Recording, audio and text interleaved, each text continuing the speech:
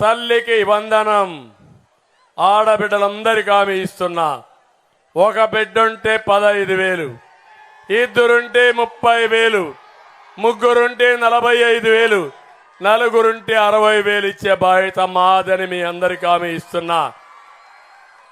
ఇది కాకుండా నేనే దీపం పెట్టాను, ఆ దీపాన్ని ఆర్పేశాడు. ఇప్పుడు హామీ ఇస్తున్నా, 3 గ్యాస్ సిలిండర్లు సంవత్సరానికి ఉచితంగా ఇచ్చి మా ఆడబిడ్డలను ఆదుకుంటా. ఇది కాకుండా ఆర్టీసీ బస్సుల్లో ఉచిత ప్రయాణ సౌకర్యం, నేనే డ్రైవర్ని. సురక్షితంగా మా ఆడబిడ్డల్ని గమ్యస్థానానికి చేరుస్తా.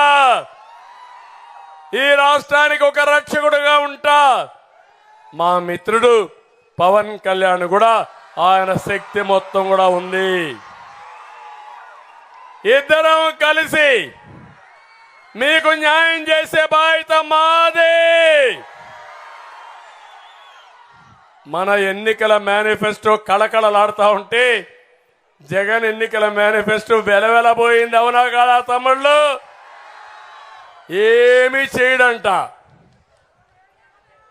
ఏమీ చెప్పడంట. మీరంతా ఓట్లేయాలంట. నేనట్ట కాదు, మీ ఆశలు మీ కోరికలు తీర్చే బాధ్యత నాది. పిల్లలకు ఉద్యోగాలు ఇచ్చే బాధ్యత నాది.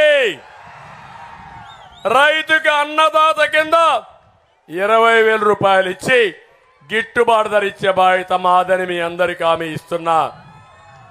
ఇదే కాదు, ఈరోజు ఇక్కడ మీరున్నారు, నేను మీ అందరికీ హామీ ఇస్తున్నా. పింఛన్ అనే మాట తీసుకొచ్చింది తెలుగుదేశం పార్టీ గౌరవనీయులు ఎన్టీ రామారావు గారు. నేను వచ్చిన తర్వాత 200 రూపాయలు 2,000 రూపాయలు చేశారా లేదా అని మిమ్మల్ని అడుగుతున్నా. ఇతను పెంచింది 1,000 రూపాయలు 4-5 ఏళ్లలో. ఈరోజు మీకు హామీ ఇస్తున్నాను, 4,000 రూపాయలు పింఛన్ చేస్తాను.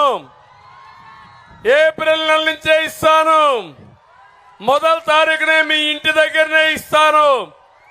జూలైలో పింఛను జూలై పింఛను 7,000 రూపాయలు మీకు ఇచ్చే బాధ్యత నాదని మీ అందరికీ హామీ ఇస్తున్నా. ఈ జగన్ 2028కి ఈ ముసలోళ్ళు బతుకుంటే అప్పుడు పెంచుతాడంట చంపేసి. ఎవరు పేదల మనిషో అర్థం చేసుకోండి. ఎవరు పేదల మనిషి?